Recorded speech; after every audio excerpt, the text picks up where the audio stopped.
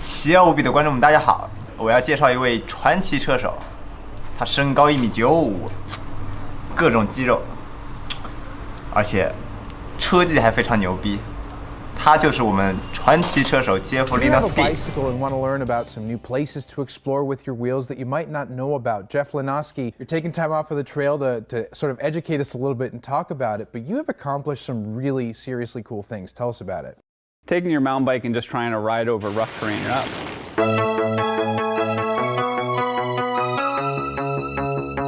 Oh, I've been dying to say this to you, and I don't know what else to do. I've seen your fucking attitude.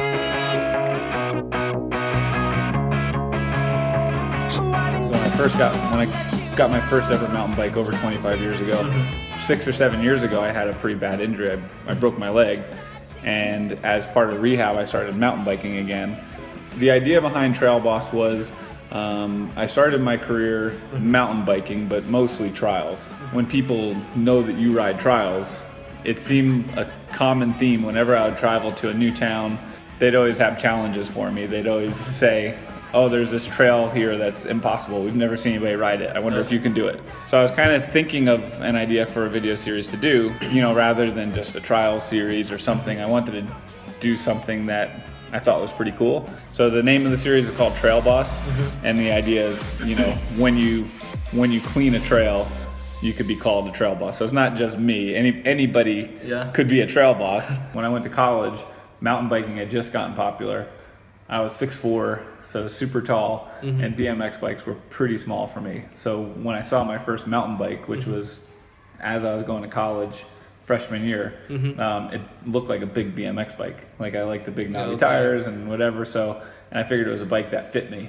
I went to college, so I would ride around campus. I lived close to New York City. I'd ride around the city, so urban riding was always my favorite.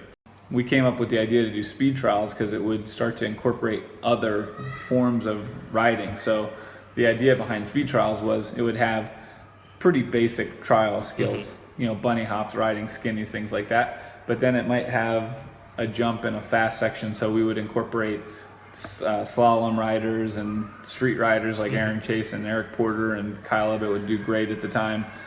So now we had a much bigger pool of riders. We would have maybe 6 or 10 trials riders, and we'd have people like Kyle Strait and Cameron Zink racing these events alongside other slalom riders.